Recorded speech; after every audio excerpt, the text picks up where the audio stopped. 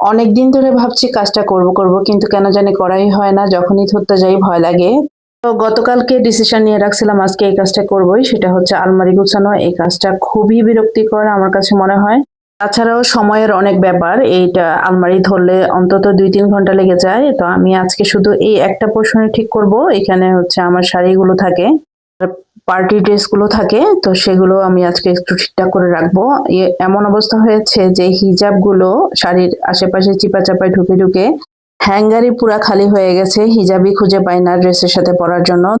তো যাই হোক, আমাদের দেশের বেশিরভাগ মায়েরা বিশেষ করে তাদের ছেলে বিয়ে দেওয়ার পরে তাদের কাছে মনে হয় তাদের ভাবখানা এমন যে এর আগে তাদের ছেলে কথাই বলতো না।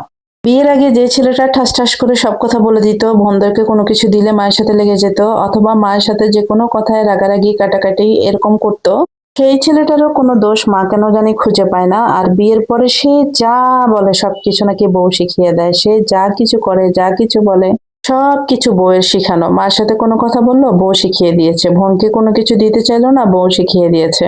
কোনো উৎসবে, আনন্দে কোনো কিছু কেনাকাটা করে নিয়ে আসলে হয়তো তাদের পছন্দ হয়নি। ওই যে বউ কিনে নিয়ে আসছে, ইচ্ছা করে আমাদের জন্য পচা জিনিসটা নিয়ে আসছে।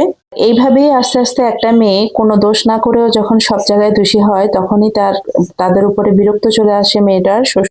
তো আমি এখানে রান্না করছিলাম আজকে পাবদা মাছ। এই পাবদা মাছটা আমার রান্না করা হয়ে গেছে। ওই পাশে রান্না করেছি লতি। কিন্তু এখন আমি আবার রান্না করে, কারণ কোরবানি ঈদের সময় আমি মাথার মাংসগুলোকে সবসময় আলাদা করে ছোট ছোট প্যাকেট করে রাখি। তো এই মাংসগুলো দিয়ে আমি এখন মুগ ডাল দিয়ে রান্না করব।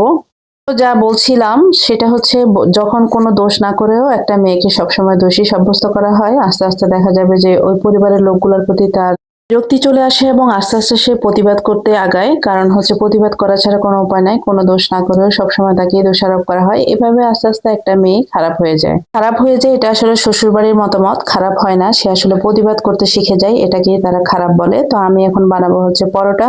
মাংস দিয়ে ডাল রান্না এই রেসিপির সাথে কিন্তু ঘিয়ে ভাজা পরোটাটা খুব ভালো যায়। তো ভাবলাম যে একটু বানিয়ে নিই, একসাথে খাবো সবাই মিলে। তো আমার পরোটা ডো করা কিন্তু হয়ে গেছে। ওই পাশে আমার মাংসটাও রেডি হয়ে যাচ্ছে। মাংস অলরেডি সিদ্ধ হয়ে গেছে। এখন আমি ডালটা দিয়ে দিয়েছি।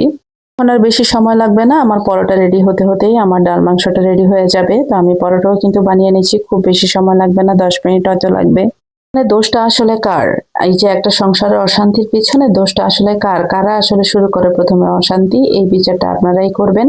আমার মাংস রেডি হয়ে গেছে। আমি এখন একটু বাগার দিব। তো এখানে আমি দিয়েছি কাঁচামরিচ, শুকনা মরিচ আর পেঁয়াজ, সাথে একটু দেশি ঘি। তো এটা দিয়ে আমি বাগারটা দিয়ে দিব।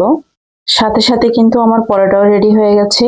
এই যে আমার ডাল, মাংস আর হচ্ছে ঘিয়ে ভাজা পরোটা। আজকে এই পর্যন্তই। আল্লাহ